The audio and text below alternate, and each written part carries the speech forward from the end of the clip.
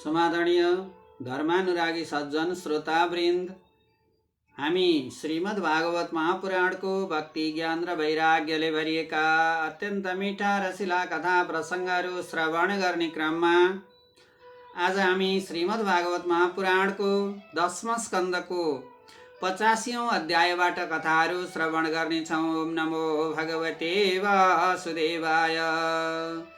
समादरणीय धर्मानुरागी सज्जन श्रोतावृन्द, छोटो हामी भगवान जगतका नारायण परम प्रभु वासुदेवको ध्यान गरौँ, त्यसपछि हामी कथा प्रसङ्गमा प्रवेश गर्नेछौँ।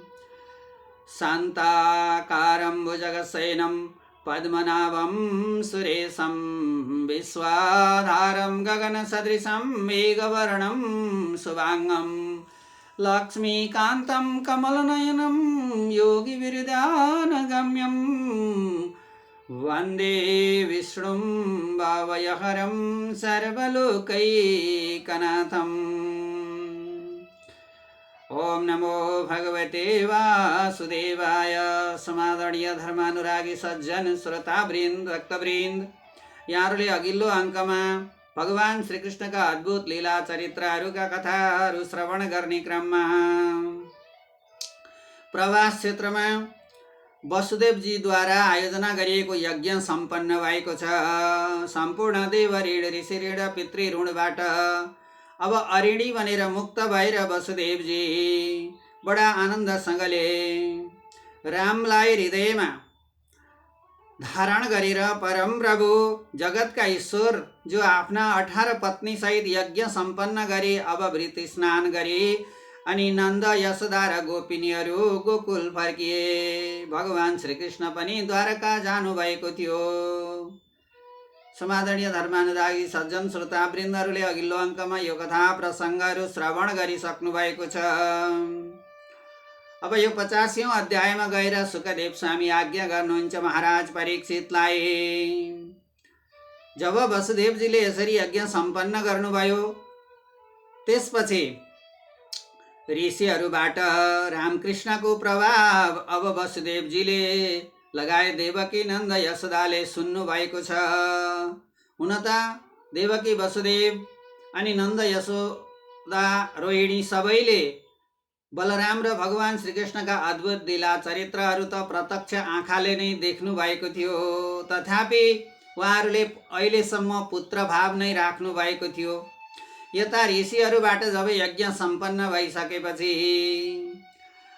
सारा ऋषिहरूले पनि भन्नुभयो, हे वसुदेव देवकी नन्द बाबा यशोदा रोहिणी, हजुरहरूका यी पुत्र बलराम र श्रीकृष्ण त साक्षात् जगतका नारायण, सृष्टि स्थिति संहार गर्ने, पृथ्वीको भूभार हरण गर्नका निमित्त अवतार लिएका हुन्। सामान्य मनुष्य जस्तो, हाम्रो जस्तो मानव चोला बिताउनका निमित्त होइन। यी सारा वृत्तान्तहरू जब ऋषिहरूले वसुदेव देवकी नन्द बाबा यशोदा रोहिणीहरूलाई सुनाउनु भयो, अब यो सुन्न साथ वसुदेव देवकी नन्द बाबा यशोदा भन्न लाग्नुभयो, हे जगतका नारायण परम प्रभु कृष्ण, हजुर साक्षात् जगतको अधिपति हुनुहुँदो रहेछ। हामीले त अहिलेसम्म चिन्नै सकेनौँ, बुझ्नै सकेनौँ। हामीले अहिलेसम्म पुत्र भाव नै राख्यौँ। ये शङ्कर्षण, ये संसारको भोग्य भोक्ता र धारण पोषण गर्ने, भरण पोषण गर्ने, सृष्टि गर्ने, स्थिति गर्ने, पालन गर्ने, संहार गर्ने, यी सबै कारण हजुरहरू नै हुनुहुँदो रहेछ। यतिका वर्षसम्म हामीले हजुरहरूलाई चिन्न सकेनौँ। भूमिको भार अथवा भूमिको भूभार हरण गर्न, दुष्ट राजाहरूको विनाश गरी धर्मको उदय गराउन बलराम र भगवान श्रीकृष्णको अवतार भएको भन्ने कुरा हामीले ऋषिहरूबाट पनि सुन्यौँ। त्यसैले हाम्रो प्रार्थना छ कि अबदेखि हामी पुत्र भाव नराखी ईश्वर भाव राख्न चाहन्छौँ। भगवान जगतका नारायण परम प्रभु वासुदेव भगवान श्रीकृष्ण भन्नुहुन्छ, पिताजी पुत्रलाई शिक्षा दिनु पर्दछ भन्ने विचार गरेर हजुरले यो असल आज्ञा भयो। जुन कुरा हजुरले राख्नुभयो त्यो अत्यन्तै असल छ। हे पिताजी माताजी, जस्तै एउटा गाग्रो माटाको गाग्राभित्रको आकाश त्यसभित्र फरक देखिन्छ, तर त्यो गाग्रो माटाको गाग्रो फुटिसकेपछि भित्रको आकाश फरक देखिँदैन, बाहिरी आकाशसँगै जोडिन जान्छ र एउटै देखिन्छ। त्यसैले सम्पूर्ण जगत मिथ्या हो, केवल आँखाको भ्रम मात्र हो, दृष्टि भ्रम। आत्मा त सबैको एकै छ, आत्मा सबैको नै जगतका नारायण हुन्। सुखदेव स्वामी आज्ञा गर्नुहुन्छ महाराज परीक्षितलाई। यस्तो वचन सुनेर वसुदेवजी चुप लाग्नुभयो। आत्मा एकै रहेछन्, त्यसैले हामी पनि त उनी जगतका नारायणका आत्मा हौ भने अब हामीले भन्नु के बाँकी छ र। यता माता देवकीका आँख गहभरि आँसु पारेर भन्न लागिन्, हे पुत्र, तिमीहरूलाई पनि बाल्यकालमा मैले यो सुखद बाल सुलभ माया र ममता दिन पाइन। परिस्थिति यस्तै बन्यो, प्रतिकूल परिस्थितिका अगाडि कसैको केही लाग्दो रहेनछ। तिम्रा 6 जना दाजुहरू पनि सबै मामाले सकिदिएको थियो, मैले सुनेकी छु। तिमी सान्दी पनि गुरुको आश्रममा अध्ययन गर्न बस्दा गुरुमाताका मरेका पुत्रहरू फिर्ता ल्याएर गुरु दक्षिणा स्वरूप तिमीले सुम्पिदिएका थियौ रे। त्यसैले हे जगतका नारायण परम प्रभु, पुत्र के जे भने पनि म पुत्र नै भनेर पुकार्दछु। त्यसैले तिम्रा ती सारा 6 जना दाजुहरूको अनुहार आकृति हेर्ने मलाई साह्रै ठुलो इच्छा छ। अब म के गरौँ भनेर जब देवकी र वसुदेव यसरी प्रार्थना गर्न लाग्नुभयो जगतका नारायण साक्षात् भगवान श्री कृष्णका अगाडि। अब यो प्रार्थना सुन्न साथ भगवान श्री कृष्ण सरासर सुतल लोकमा जानुभयो र बलि राजाका अगाडि गएर भन्न लाग्नुभयो, हे बलि महाराज, हजुरकामा कंसले मारेका 6 जना देवकीका छोराहरू छन् रे। त्यसैले म त फिर्ता लिन आएको हुँ। यति सुन्नासाथ बलि महाराज झटपट उठेर भगवान श्री कृष्ण जगतका नारायण हुन् भन्ने बुझेर बडा कुशल पूर्वक आसनमा बसाले भगवानको दर्शन गरी षोडशोपचारले पूजा गरेर बलि महाराज भन्छन्, हे जगतका नारायण साक्षात् परम प्रभु वासुदेव, हजुर नै हुनुहुन्छ। हजुरकै आज्ञा मुताबिक संसार चल्दछ, जगतको अधीन हजुरकै हातमा रहेको छ। त्यसैले हजुरको जे इच्छा हुन्छ मैले त के भन्नु छ र। यसरी जब बलि महाराजले भन्नुभयो त्यसपछि भगवान श्री कृष्णले कंस मामाद्वारा मारिएका आफ्ना 6 जना दाजुहरूलाई फिर्ता लिएर आउनुभयो। सरासर द्वारकामा आएर माता देवकीको गोदमा राखिदिनु भएको थियो। सारा ती 6 जना पुत्रहरूको अनुहार आकृति सर्लक्कसँगले माता देवकी र वसुदेवजीले देख्नुभयो, दर्शन गर्नुभयो। धन्य हो प्रभु, मलाई यही देख्ने इच्छा थियो, आज देखेँ, अब मेरा सम्पूर्ण इच्छाहरू पूर्ण भए भनेर देवकी र वसुदेवले चित्त बुझाउनुभयो। यति हुनासाथ भगवान श्री कृष्णको जगतका नारायण परम प्रभुको प्रभावबाट ती आफ्ना मरेका 6 जना दाजुहरू आमा पिता माताको बुवा आमाको दर्शन गरेर तत्कालै वैकुण्ठ धाम प्रस्थान गरे। ओम नमो भगवते वासुदेवाय, कृष्णाय वासुदेवाय, हरये परमात्मने प्रणत क्लेशनाशाय गोविन्दाय नमो नमः। अब यता महाराज परीक्षित भन्नुहुन्छ, हे ब्राह्मण, मेरी पितामही सुभद्रालाई अर्जुन मेरा हजुरबाले कसरी हरण गरेर ल्याउनु भयो, अथवा हजुरआमालाई हजुरबाले कसरी विवाह गर्नुभएको थियो, यो पनि बताइ बक्स्योस् भनेर जब यता महाराज परीक्षितले सोध्नुभयो, सुखदेव स्वामी आज्ञा गर्नुहुन्छ, हे महाराज परीक्षित, वसुदेव र उग्रसेनको इच्छा नभए पनि बलरामले आफ्नो बहिनी सुभद्रा दुर्योधनलाई दिन्छन् रे भन्ने हल्ला मचिसकेको थियो। दुर्योधनको इच्छा चाहिँ आफ्नी बहिनी सुभद्रा दुर्योधनलाई दिने इच्छा राखेका थिए। यो कुरा सुन्न साथ भगवान श्रीकृष्णलाई त्यो मन परेन। दुर्योधन कुलको कुलङ्गार, हामी 8 जना दाजुभाइ कि एउटी बहिनी, यो मायाको डोरो कसरी हामी त्यस्तो कुलङ्गार दुर्योधनलाई सुम्पने। यो कुरा ठिक हुँदैन, मलाई चित्त बुझ्दैन। दाई बलरामले के सोच्नु भएको हो त्यो म भन्न सक्दिनँ। जब जगतका नारायण वासुदेव भगवान श्रीकृष्णलाई त्यो इच्छा मन परेन, त्यसपछि भगवानले नै अर्जुनलाई सङ्केत गर्नुभएको थियो, हे अर्जुन, अब हाम्री बहिनी सुभद्रा त तिमीले नै हरण गर्नुपर्ने हुन्छ, मौका यही हो। अब एउटा नियम के छ भने तिमीले हस्तिनापुरको राजकाजमा सवारी भएको बेला अथवा हस्तिनापुरको राजकाजमा बसेको बेला हाम्री बहिनी सुभद्रालाई यसो कड्के नजरले हेरेका थियो, त्यही हो पारा। हे अर्जुन, अब दाजु बलरामलाई भन्यो भने यो कुरा मान्दैनन्, दुर्योधनलाई बहिनी दिन आँटेका छन्। त्यसैले हामी 8 जनाको मायाको डोरो एउटी भएकी बहिनी, त्यस्ता कुलङ्गार दुर्योधनलाई दिने इच्छा हाम्रो छैन। तिमीले के गर्न सक्छौ गर। माता पिताजीसँग मैले त सल्लाह गरिसकेँ।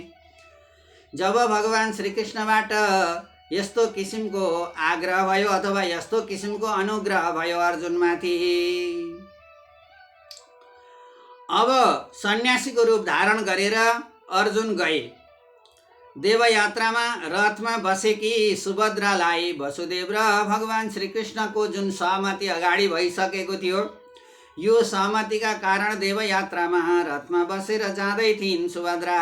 यही मौका छोपेर सन्यासीको रूप भेष धारण गरेर अर्जुनले यता सुभद्रालाई हरण गरेर लिएर गए। केही पर गएर एकछिन बिसाएर बसिरहे, पर्खिएर बसिरहे, कोही लडाईँ गर्न आउँछ कि मसँग युद्ध गर्न आउँछ कि मैले त हरण गरेर लगेको छु भनेर, तर कोही पनि आएन। अब यता बलरामजीले अर्जुनले चाहिँ सुभद्रा बहिनीलाई हरण गरेर लगे भन्ने समाचार सुन्न साथ बलरामजी अत्यन्तै रिसाउनु भयो। जान लाग्नु भएको थियो अर्जुनसँग युद्ध गर्न। भगवान श्रीकृष्णले सम्झाइ बुझाए, मेरा दाजु, यो यस्तै हो दैवको खेल, जताबाट जहाँ हुन्छ, जसले देखेको हुन्छ, जसलाई लेखेको हुन्छ उसैले लान्छ, त्यसैले यसमा रिसानी माफ होस्। लगी त गए अर्जुनले। अब एकपटक हात समाएर लगिसकेपछि हामीले बहिनी फिर्ता ल्याउनु भनेको त हाम्रो बेइज्जत हो। त्यसैले अर्जुन पनि त कुनै युद्ध कलामा कम छैन, त्यसैले छोडिदिनुहोस् भनेर यसरी भगवान श्रीकृष्णले सम्झाइ बुझाइ गर्नुभएको थियो। बलराम एकैछिन त भाइसँग पनि रिसाउनु भयो, तर केही पछि सम्झाइ बुझाइ गरेपछि शान्त हुनुभयो बलराम। अब यता सुभद्रा सहित अर्जुन हस्तिनापुर पुगे।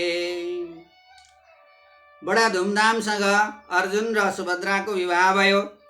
एक दिन यसरी नै आफ्ना भक्त श्रुतदेव र बहुलाश्वलाई म दर्शन दिउला भनी उनीहरूको पुकारा र स्तुति गान भगवान श्रीकृष्णले सुन्नुभएको थियो र भन्नुभएको थियो, कुनै दिन मौका पारे म तिमीहरूको घरमा आउला अथवा दर्शन दिउला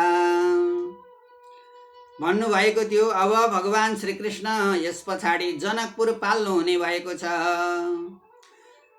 अब श्रुतदेव र बहुलाश्व राजालाई दुवैलाई एकैपटक दर्शन दिने योजना बनाउनु भएको छ भगवान श्रीकृष्णले। दुवैजनाले एकैपल्ट अनुरोध गरेका थिए, एकैपटक प्रार्थना गरेका थिए, एकैपटक स्तुति गरेका थिए, हाम्रो पनि घरमा एकपटक सवारी भइदिए हुन्थ्यो, पाउ राखिदिए हुन्थ्यो, हामी धन्य हुने थियौँ भनेर यसरी श्रुतदेव र बहुलाश्वले प्रार्थना गरेको हुनाले भगवान श्रीकृष्ण अब नारद, कण्व र बृहस्पति जस्ता ऋषिहरूका साथमा जनकपुर जानुभयो। ओम नमो भगवते वासुदेवाय। भगवानको स्तुति पूजा गरेर बहुलाश्व र यता श्रुतदेव दुवैका घरमा एकैपटक दुईटा रूप भगवान श्रीकृष्ण दुईटा रूप धारण गरेर दुवैका घरमा एकैपटक प्रार्थना गरेको हुनाले उपस्थित भइदिनु भयो र दर्शन प्रदान गर्नुभयो। अब यता बहुलाश्व भन्छन्, हे भगवान, मुनिहरू सहित हजुर सवारी भएर मेरो घर कुल र शरीर पवित्र भयो, मेरा 21 कुल तर्ने भए। श्रुतदेव अत्यन्त प्रसन्न भएर श्रुतदेव पनि ज्यादै खुसी भएर पहिले त नाच्न गाउन लागेका थिए। त्यसपछि भगवान श्रीकृष्ण र ऋषिहरूको स्तुति गान गरे, पूजा गरे, बडा आनन्दसँग धुमधामसँग स्वागत सत्कार र सम्मान गरे। र श्रुतदेव भन्छन्, हे जगदीश, जगतका पति, जगतको सृष्टि गरेर यस गगनमा, यस आकाशमा, यस संसारमा प्रवेश गरी बक्सिएकै बखतमा हजुरको आगमन भएको छ। अहिले मात्र होइन, परन्तु मेरा उपर अथवा मदेखि माथि हजुरले सदा सदा कृपा दृष्टि राखी बक्सिएको छ। यही मेरो अहोभाग्य हो। जगतका नारायण प्रभु, आज्ञा होस् प्रभु, मैले के गर्नु पर्दछ? भगवान भन्नुहुन्छ, यी मुनिहरू तिम्रो कल्याणका निमित्त आएका हुन्। यो मेरो शरीर भन्दा पनि यी मुनिहरू श्रेष्ठ छन्। म भन्दा पनि यी ब्राह्मणहरू, यी ऋषिहरू अत्यन्तै श्रेष्ठ छन्। हे बहुलाश्व, हे श्रुतदेव, यिनको पूजा गर्नु, यिनको आराधना गर्नु, यिनको स्तुति गर्नु नै मेरो पूजा हो। श्रुतदेव र बहुलाश्वले यसरी नै एकैपटक भगवान श्रीकृष्णले ऋषिहरू सहित दर्शन दिएको हुनाले भगवानकै आज्ञा मुताबिक ती ऋषिहरूलाई अत्यन्त स्वागत सत्कार सम्मान पूजा व्रत उपासना गरेर स्तुति गरेपछि अब वेदको स्तुति प्रारम्भ अथवा वेदको उपदेश प्रारम्भ गर्नुभयो भगवान श्रीकृष्णले, जसलाई वेद स्तुति भनिन्छ। यो वेदस्तुति श्रुतदेव नाम गरेका जो ब्राह्मण विद्वान हुनुहुन्थ्यो, ऋषिहरू सहित यो वेदस्तुतिको वर्णन सुरु भएको छ। यसरी वेदको स्तुति अथवा वेदको उपदेश प्रदान गरेर भगवान श्रीकृष्ण ऋषिहरू सहित द्वारका पाल्नुभयो। उता द्वारकावासीहरू अत्यन्त हर्षले उत्सव गान गर्न लागे। ओम नमो भगवते वासुदेवाय, कृष्णाय वासुदेवाय, हरये परमात्मने प्रणत क्लेशनाशाय गोविन्दाय नमो नमः। यता महाराज परीक्षित सोध्नुहुन्छ, हे भगवान, प्रवृत्ति प्रकारको उपदेश बक्सियो भन्ने आज्ञा भएकोमा मलाई त शङ्का लाग्यो। अब प्रवृत्ति पनि छन्, निराकार पनि छन्। निराकारका त कुनै गुणहरू देखिँदैनन्, कुनै प्रवृत्ति र कुनै क्रियाकलाप देखिँदैनन्। तर यहाँ क्रियाकलापको वर्णन भएको छ अनि निराकार स्वरूप भनिएको छ। हे प्रभु, हे सुखदेव स्वामी, मैले त बुझ्न सकिनँ भनेर महाराज परीक्षितले सोध्नुभयो। गुण नभएको हुनाले यस्ता उस्ता भनेर वर्णन गर्न सकिँदैन, गर्नै नसकिने अनि कार्य कारणदेखि परै रहेका परब्रह्म सत्वादि गुणहरूले वेदहरू कसरी प्रवृत्त हुन्छन्, जसलाई देख्न छुन चुम्न सकिँदैन, आकार छैन भने यी वेदहरू चाहिँ कसरी प्रकट भए त? महाराज परीक्षितलाई शङ्का लाग्यो, सोध्नुभयो सुखदेव स्वामीलाई। सुखदेव स्वामी आज्ञा गर्नुहुन्छ, महाराज परीक्षित, सृष्टिको आदिमा आफ्नो शरीरमा शयन गरेका जीवात्माहरूको विषय भोग गर्न त्यही अथवा जहाँ जहाँबाट ती आएका थिए ती प्राणीहरू अथवा चाहिँ ती वस्तुहरू त्यही लोकमा भोग गर्नका निमित्त पनि धर्म, अर्थ, काम र मोक्षका निमित्त बुद्धि, इन्द्रिय, मन र प्राणलाई सर्वज्ञ ईश्वरले सृष्टि गराउनुभयो अथवा ईश्वरद्वारा अनुभूति गराइयो। त्यसपछि अनादिकालदेखि भइआएकोमा सन्देह मान्न योग्य छैन महाराज परीक्षित। परन्तु वेदहरू पनि सगुण ब्रह्मसँग पुगेर मात्र ब्रह्म निरूपण गर्दछन्। यी वेदहरू जुन सगुण जस्ता देखिन्छन् नि, यिनीहरू पनि परब्रह्म निराकार स्वरूपमा पुगेर सगुण झैँ देखिएका हुन्छन्। यस सन्दर्भमा एउटा इतिहास छ। एक दिन नारायणको दर्शन गर्नका निमित्त देवर्षि नारद बद्रीका आश्रममा जानुभयो र नारदजीले यही प्रश्न भगवान जगतका नारायणसँग गर्नुभयो। भगवान नारायण भन्नुहुन्छ, हे नारद, पूर्वकालमा जनलोकमा ब्रह्मसत्र भएको थियो। यो मनुष्य लोकमा यो ब्रह्मसत्रमा तिमी श्वेतद्वीपमा गएका थियौ। जति बेला त्यहाँ ब्रह्मसत्र भएको थियो, सनकादि मुनिका मध्यमा एकजनाले यही प्रश्न गरेर सनन्दन जस्तै शुक्ला भएका राजालाई बन्दीहरूले स्तुति गरेर जागा गराउँछन्। अब राजाको अधीनमा सबै रहेका हुन्छन्, तर तिनै राजा सुतेका राजालाई कुनै आपत्ति आइलाग्दा उनै राजाको अधीनमा रहेका सारा सिपाहीहरूले सुतेका निदाएका राजालाई जगाउँछन्। यसरी बुझ ताकि तिनै वेदहरूले अब निराकार देखिएका ब्रह्मलाई, निराकार देखिएका परमात्मा स्वरूपलाई जागा गराउने काम गर्दछन्। तिनै परमात्मा स्वरूपका पाले पहराको रूपमा रहेका वेदहरू सगुण देखिन्छन्, तर तिनै वेदहरूले फेरि निर्गुण ब्रह्मलाई जागा गराउँछन् र आफ्नो पोषण प्राप्त गर्दछन्। यसरी एकअर्काको भरमा रहन्छ। जसरी राजैद्वारा अधीनमा रहेका पाले सिपाहीले निदाएका राजालाई जगाएर समस्या देखाउँछन्, त्यसरी नै वेदहरूले जागृत गराएर परब्रह्म निर्गुण स्वरूपलाई पनि आफू वेदहरू सगुण ब्रह्म झैं देखिन पुग्दछन्। त्यस्तै आफूले सृष्टि गरेको संसारलाई पेटमा राखेका ईश्वरको प्रथम श्वासबाट उत्पन्न भएका वेदहरू हुन्। त्यसैले यी वेदहरू अजित जागा भएर आफ्नो महत्व प्रकाश गरिबक्सियोस् भनेर परम जगत परब्रह्म परम प्रभुको वेदहरूले स्तुति गर्दछन्। सच्चित आनन्द स्वरूप, सत्य चित्त आनन्द स्वरूपलाई छोप्नका निमित्त प्रकाश गरिएका यी वेदहरू हुन्। त्यसैले यी वेदहरू भित्रै वेदहरूले ढाकिएका निर्गुण परब्रह्म छन्। तिनै वेदहरूले नै निर्गुण परब्रह्मलाई सक्रिय तुल्याउने काम गर्दछन्। जसले यस्ता आफ्नो भक्त जीवात्मालाई भुलाएर संसारमै गाडी राख्ने मायालाई नाश गरी बक्सियोस् भनेर प्रार्थना गर्दछन्।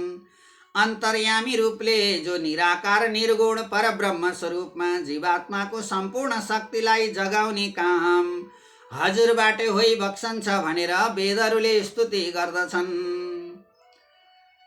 अथ अत्र एवं शङ्का, यहाँ अझै अर्को शङ्का आएको छ। कस्तो शङ्का भन्दा ज्ञान वैराग्यद्वारा जीवात्माको मायालाई नाश गराउन म सक्छु भन्ने के प्रमाण छ त ती निराकार ब्रह्मसँग, निराकार परम प्रभुसँग? साकार गुणहरू, साकार प्राणीको ज्ञान र वैराग्यलाई, यो जीवात्माको मायालाई म नष्ट गराएर तिनीहरूलाई पनि परब्रह्ममा मिलाउन सक्छु भन्ने प्रमाण चाहिँ के हो त? अथ अत्रैव एवं शङ्का, यो त देखिने र नदेखिने बीचको सङ्घर्ष भयो। अब यो शङ्का कसरी निवारण हुन्छ भन्दा वेदहरू करुणा निधान, हे परम प्रभु जगतका परब्रह्म निर्गुण परब्रह्म, हामी नै यसको प्रमाण छौँ भनेर वेदहरूले भनिरहेका छन्। हामी साकार ब्रह्म चाहिँ, हामी सगुण ब्रह्म चाहिँ प्रमाणको रूपमा प्रस्तुत छौँ। निर्गुण ब्रह्मको प्रमाणको रूपमा नै हामी वेदहरू हौँ। अझै अर्को शङ्का आयो। अब त्यो शङ्का कस्तो त? म निर्गुण ब्रह्ममा तिमी सगुण वेदहरू कसरी प्रवृत्त हुन सक्छौ र? एउटा अर्को प्रश्न आयो। जगतका नारायण प्रभु वेदहरू यसरी जब वेदहरूले स्तुति गरिएपछि म निर्गुण निराकार परब्रह्ममा तिमीहरू सगुण साकार वेदहरू कसरी प्रस्तुत हुन सक्छौ? वेदहरू सृष्टिको आदिमा मायालाई लिएर सत्य आनन्दकै रसमा क्रीडा गर्दा हामी वेदहरू हजुरका लीला हुँ। हजुरले जुन हे परब्रह्म परमात्मा प्रभुले सत्य आनन्दलाई लिएर जुन रसको क्रीडा गर्नुभयो, त्यही क्रीडाका स्वरूप चाहिँ हामी वेदहरू हौँ। हजुरकै लीला हौँ। गुण यश र कृतिको अलिअलि प्रतिपादन हामी गर्दै गर्दै गएका छौँ भनेर यसरी वेदहरूले स्तुति गरिएका निराकार निर्गुण परब्रह्म परमात्माको स्वरूपको वर्णन गर्दै हुन्छ सुखदेव स्वामी महाराज परीक्षितलाई। यो हुने काम, गर्न सक्ने काम गर्नु प्रभुकै कृपा हो।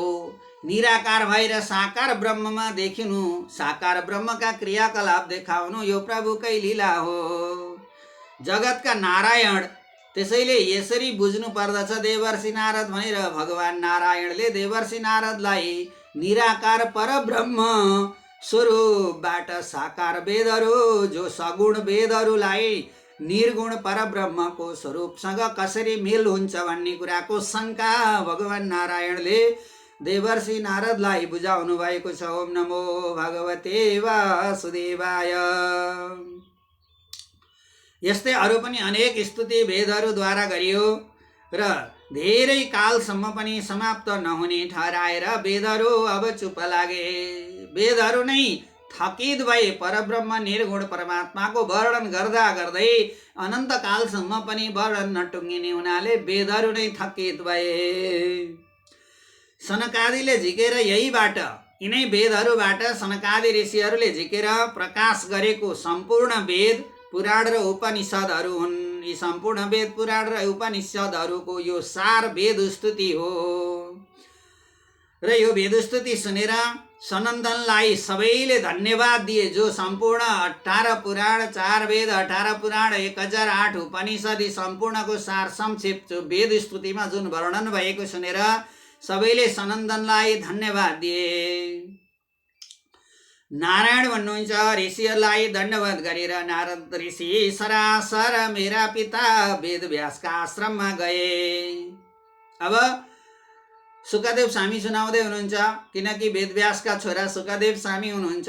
यसरी ती सनन्दनबाट स्वयं भगवान श्रीकृष्णका अनुग्रहबाट श्रवण गरिएका वेद जो निर्गुण परब्रह्म परमात्माको वर्णन गर्दै गर्दै थकित भएका जो सगुण साकार रूप जो वेदहरू थिए यी वेदहरू पनि थकित भएको घटनाक्रमबाट सनन्दनलाई सबैले धन्यवाद दिए जुन श्रवण गराउनु भयो वेद स्तुति। अब यता देवर्षि नारद सारालाई दण्डवत प्रणाम गरेर सरासर वेद व्यास भएको ठाउँमा जानुभयो र व्यासका आश्रममा गएर सम्पूर्ण वेद स्तुति अब व्यासजीलाई श्रवण गराउनु भयो। ओम नमो भगवते वासुदेवाय। कृष्णाय वासुदेवाय हरये परमात्मने प्रणत क्लेशनाशाय गोविन्दाय नमो नमः। जय जय जय जा मजित दोष गृभीत गुणा तमसि यदात्मना। यसरी वेद स्तुति सम्पूर्ण पुराणहरूको र सम्पूर्ण वेदहरूको सार संक्षेपको रूपमा रहेको यो वेद स्तुति जो श्रीमद् भागवत महापुराणको 10वां स्कन्धको 87औं अध्यायमा गएर वर्णन गरिएको छ। यसैलाई वेद स्तुति भनिन्छ। त श्रोता धर्मानुरागी दर्शक श्रोतावृन्द तपाईँ हामीले पनि यो वेद स्तुति सक्छौँ वाचन गरौँ, सक्छौँ पाठ गरौँ, सक्दैनौँ हामी घरमा राखेर हामीले सम्मानका साथ पूजा गर्ने गऱ्यौँ भने पनि अत्यन्तै निर्गुण परब्रह्म परमात्माको सत्कृपा र आशीर्वचन तपाईँ हामी सबैमा सधैँ रहिरहन सक्दछ। ओम नमो भगवते वासुदेवाय। कृष्णाय वासुदेवाय हरये परमात्मने प्रणत क्लेशनाशाय गोविन्दाय नमो नमः। महाराज परीक्षित भन्नुहुन्छ, हे महर्षि सबै ठाउँमा शिवका भक्त बहुधा धनी छन्, विष्णुका भक्त गरिब छन्। यो के कारण हो? मैले त यस्तै देखेको छु यो संसारमा र हेर्दा यस्तै देखिन्छ पनि सुनिन्छ पनि। विष्णुका भक्त धेरै अथवा धनी र भगवान देखिँदैनन्, जसरी शिवका भक्त धनी र भगवान देखिन्छन्। यो कारण किन यस्तो हो? यसमा के कारण छ भनेर सुकदेव स्वामीलाई सोध्नुभयो महाराज परीक्षितले। सुकदेव स्वामी आज्ञा गर्नुहुन्छ, महाराज परीक्षित शिवमा सम्भार गर्नुपर्ने हुनाले सगुण शिवमा तमोगुण धेरै हुन्छ, तमोगुण नभई सम्भार हुँदैन। तसर्थ उनका भक्त पनि सगुण नै देखिन्छन्।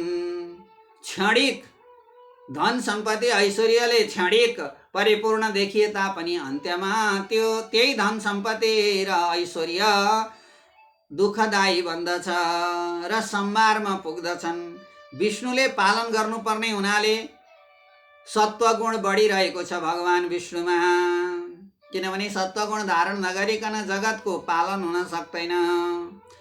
अब तमोगुण धारण नगरी संसारको विनाश संहार पनि हुन सक्दैन। त्यसैले संहारका देवता शिव भएको हुनाले शिवमा तमोगुण धेर पाइन्छ। अब तमोगुणबाटै धन सम्पत्ति यश ऐश्वर्य वृद्धि भएकोले क्षणिक रूपमा थोरै समय धन सम्पत्ति ऐश्वर्य र भोगवान विलासवान देखिएका हुन् शिवका भक्त। अब विष्णुका भक्त चाहिँ स्वयं भगवान श्रीकृष्णले बताउनु भएको छ। विष्णुमा सत्वगुण बढिरहन्छ। प्रकृति र मायादेखि पर रहेका निर्गुण विष्णुका भक्त पनि निर्गुण नै हुन्छन्। अश्वमेध यज्ञ समाप्ति भएपछि भगवानसँग पनि युधिष्ठिरले यही प्रश्न गर्नुभएको थियो। शिवका भक्त धनी ऐश्वर्य शक्तिशाली विजयी देखिन्छन् अनि विष्णुका भक्त दुखी दरिद्रे अनि भगवान पनि हुन सक्दैनन्, निर्धन किन हुन्छन् प्रभु, यो शङ्का लाग्यो भनेर युधिष्ठिरले पनि भगवान श्रीकृष्णसँग सोध्नु भएको थियो। भगवान श्रीकृष्णले युधिष्ठिर महाराजलाई जवाब दिनुभयो, जुन भक्तमा म निगाह गर्छु, म कृपा गर्छु, त्यो भक्तको सम्पूर्ण धन पनि हरण गरिदिन्छु, फेरि कमाउने बाटो पनि मेटिदिन्छु।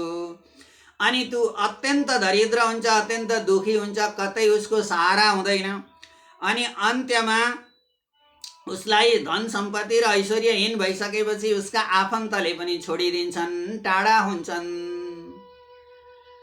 अनि त्यो अन्तिम परिस्थितिमा अब म उसमा भक्ति म प्रतिको भक्ति बढाइदिन्छु र मेरो भक्ति गर्दा गर्दै ऊ मोक्षतिर प्रवेश गर्छ। संसार रूपी माया मोह जलाफन्त इष्टमित्र कुल कुटुम्ब धन सम्पत्ति यश ऐश्वर्य भन्ने कुरालाई सबैलाई यो क्षणिक भ्रम मात्र हुन्, तुच्छ हुन् भन्ने ठान्दछ अनि मेरो भक्ति गर्दछ, ममा भक्तिमा जागृत हुन्छ अनि त्यसपछि ममा भक्ति दिएपछि मेरो भक्त बनेपछि अन्त्यमा उसलाई मोक्षतर्फ लगाइदिन्छु।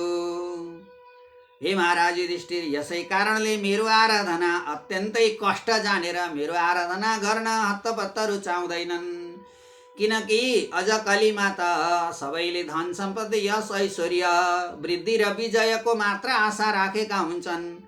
त्यसै कारण मेरो भन्दा पनि बढी तमोगुणी भगवान शिवको आराधना गर्ने भगवान शिवका भक्त हुनेछन्। अरूबाट पाएका धनले पनि ऊ मात्ने गर्दछ, भुइँमा न भाँडा हुन्छ र मलाई नि बिर्सन्छ, आफूलाई पनि वरदान दिने सारा देवतालाई पनि ऊ बिर्सने गर्छ। त्यसैले उसको उभय नष्ट भ्रष्ट हुन्छ। सुकदेव स्वामी महाराज परीक्षितलाई भन्नुहुन्छ, चाँडै नै प्रसन्न भएर वर दिने पनि शिव नै हुन्, चाँडै रिसाएर सम्पूर्ण सकिदिने श्राप दिने पनि शिव र ब्रह्मा नै हुन्। त्यसैले शिव र ब्रह्माजी चाँडै खुसी हुनुहुन्छ, त्यसै कारण आशुतोष शिव भनिन्छ। साह्रै छिटो खुसी हुनुहुन्छ, वरदान पनि दिनुहुन्छ अनि थोरै गल्ती भयो भने साह्रै छिटो रिसाउनुहुन्छ, सत्यानाश पनि गरिदिनुहुन्छ। तर विष्णु भने होइनन्। विष्णु वृत्रासुरले आफ्नो देहको मांस हवन गरेर शरीरको मासु काट्दै ब्रह्माजीको तपस्या गरेको थियो। मासु काट्दै अग्निकुण्डमा हवन गर्दै गर्दै भगवान ब्रह्माजीको तपस्या गरेको थियो वृत्रासुर दैत्यले, राजाले। अब ब्रह्माजी प्रकट हुनुभयो, आफ्नो शरीरको मांस समेत सकेर आँटिसक्यो, टुक्रा टुक्रा पारेर हवन गर्छ र तपस्या गरिरहेको छ। यसरी हवन गरेर जब वृत्रासुर तपस्यामा रहेको थियो, शिवजी प्रकट हुनुभयो। शरीरको मासु नै काटेर हवन गर्दैछ भनी त्यस्तो तामसी तपस्याबाट पूर्ण भएर तमोगुणी भगवान शिव प्रकट हुनुभयो र भन्नुभयो, ए वृत्रासुर वरम ब्रूहि, भन वर माग, तिमी के चाहन्छौ म त्यही दिन्छु। भन्दा वृत्रासुर भन्छ, हे प्रभु, यो हात जसको शिरमा राखौँ त्यो तुरुन्त भस्म होस्, मलाई त्यस्तो वरदान दिनुहोस् भनेर माग्यो। स्वयं भगवान शिवले पनि आफ्नो शरीरको मांस काट्दै टुक्र्याउँदै हवन गर्दै बडा त्यस्तो कठोर तपस्या गरेको हुनाले तुरुन्तै उसले मागेको वरदान वृत्रासुरलाई तथास्तु, ल भाइगो, तेरो इच्छा अनुसार तेरो हात जहाँ राख्छस् त्यही भस्म हुने वरदान भगवान शिवले वृत्रासुरलाई दिनुभयो। अब यो वरदान प्राप्त गरेपछि वृत्रासुरलाई शङ्का लाग्यो, हुन्छ कि हुँदैन, कसलाई परीक्षण गरौँ। एक, दोस्रो रूप लावण्य र परम सुन्दर 16 श्रृङ्गारले युक्त भएकी ती पार्वती माता, उसका हृदयमा छचल्किरहेको छ त्यो पार्वती माताको रूप लावण्य र 16 श्रृङ्गारले युक्त त्यो सुन्दर रूप। अब विचार गर्यो, यिनै शिवले मलाई वर दिएका हुन्, मेरो हात जसका टाउकामा शिरमा राख्छु उही भस्म हुन्छ, त्यसैले यिनै शिवका शिरमा म हात राख्छु, यी भस्म हुन्छन्, पार्वती मातालाई म लिएर जान्छु। अनि त मेरै हुन् काँजालस मछली मेरै ढडिया भने झैँ। अब पार्वती माताको हरण गर्ने इच्छाले शिवजीकै शिरमा हात राख्छु भनेर भगवान शिवका पछाडि दौडिन लाग्यो। यो देखेर भगवान शिव थाहा पाउनुभयो, मैले नदिने वरदान दिए मलाई, तपस्या त्यस्तो कठोर तपस्या गरो र वरदान दिन बाध्य बनायो। अब शिवजी भाग्नु भयो, पछि पछि भगवान शिवलाई लगार्दै लगार्दै गयो, दौडिँदै गयो। केही उपाय नभएपछि अब श्वेतद्वीपमा जाने इच्छा भएको थियो। त्यस बिचैमा भगवान शिव भाग्दै जानुहुन्छ, अब यसले सक्ने भयो, वृत्रासुरले मलाई नराख्ने भयो बाँकी भनेर श्वेतद्वीपमा प्रवेश गर्न साथ बिचै बाटोमा जो वृत्रासुर दौडँदै थियो भगवान शिवका पछाडि, एकाएक भगवान विष्णुले ब्राह्मणको भेष धारण गरेर प्रकट हुनुभयो। ओम नमो भगवते वासुदेवाय। अब ब्राह्मणको भेष धारण गरेर भगवान विष्णु प्रकट हुनुभयो र भन्नुभयो, ए राजन वृत्रासुर, तिमी जस्तो अत्यन्तै असल राजा त कोही पनि छैन। शान्त हो हे वृत्रासुर, तिमीसँग यति ठुलो वरदान छ, जसको शिरमा हात राख्छौ त्यही भस्म हुन्छ, तिमी संसारकै शक्तिशाली हौ, त्यसैले एकैछिन शान्त रहौ भनेर ब्राह्मण भेषधारी भगवान विष्णुले भन्नुभयो। अब वृत्रासुर भन्छ, यस्तो भयो भने सबै कुरा भन्यो। के भन्न लाग्यो, हे परमप्रभु के भयो यस्तो, हे ब्राह्मण हजुर को हुनुहुन्छ, मैले त शिवजीबाट यस्तो वरदान प्राप्त गरेको छु, त्यसैले यो वरदान मेरो पूर्ण हुन्छ कि हुँदैन, साँचो छ कि छैन भन्ने मैले परीक्षण गर्नुपर्नेछ, त्यसैले मैले यिनका पछाडि दौडिएको हुँ भनेर सारा वृत्तान्त वृत्रासुरले भगवान विष्णुलाई सुनायो। अब भगवान विष्णुले भन्नुभयो, ती ब्राह्मण वेशधारी भगवान विष्णु भन्नुहुन्छ वृत्रासुरलाई, हे वृत्रासुर, तिमी जस्तो राजा भएर पनि कस्तो चिन्न नसकेका, ती तिमीलाई वरदान दिने त दक्ष प्रजापतिका श्रापले पिशाचहरूका राजा भएका हुन्, पिशाचहरूका राजाले दिएको हुन्छ कि हुँदैन, के ठेगान, पिशाचको वचन साँचो हुँदैन, नहुन पनि सक्छ, तिमीलाई जुन शङ्का लाग्यो त्यो एकदमै ठिक हो, तिम्रो हात जसका शिरमा राख्छौ त्यो भस्म हुन्छ कि हुँदैन, किनकि ती शिव भन्ने जसले तिमीलाई वरदान दियो ती त दक्ष प्रजापतिको श्रापले गर्दा पिशाचहरूका राजा भएका छन्, पिशाचका राजाले दिएको के सत्य होला र, त्यसैले तिमी एक काम गर, त्यस्ता कुरामा पनि विश्वास गरेर तिमी दौडिन्छौ पछाडि पछाडि, पिशाचले भनेको कुरा पनि, भूत प्रेत पिशाच मसानले भनेको कुरा पनि साँचो हुन्छ, तिमी व्यर्थमा दुःख पाइरहेका छौ, व्यर्थमा दौडिरहेका छौ, त्यसैले तिमी यसो गर, पहिले आफ्नै शिरमा हात राखेर विचार गर न, शक्ति छ भने तिमीलाई अलिकति प्रभाव पार्छ, छैन भने तीबाट प्रमाणित भयो, किन पछाडि दौडिन्छौ भनेर भगवान विष्णुले ब्राह्मणको भेष धारण गरेर यसरी वृत्रासुरले जबरजस्ती प्राप्त गरेको वरदानलाई निष्क्रिय बनाउन, नष्ट गराउन लाग्नु भएको छ। ओम नमो भगवते वासुदेवाय। पहिले त त्यो विचार गर न, आफ्नो शिरमा हात राखेर हेर, प्रभाव देखियो भने ठिक छ, भएन भने अर्को उपाय गरौँला, म सोचौँला तिम्रा लागि भन्नुभयो। अब 14 भुवनलाई मोहित गराउने भगवान विष्णुको त्यो माया जालको पासोमा वृत्रासुर मक्ख पर्यो र भगवान विष्णुले ब्राह्मणको वेश धारण गरेर वृत्रासुरको उसको आफ्नै हात आफ्नै शिरमा राख्न लगाउनु भयो। उसले आफ्नो हातमा अथवा आफ्नो हात शिरमा लगेर जब राखेको थियो त्यो तुरुन्तै त्यहीँ जलेर भस्म भयो। खरानीमा परिवर्तन भयो। वृत्रासुर नाम गरेको राजा दैत्य।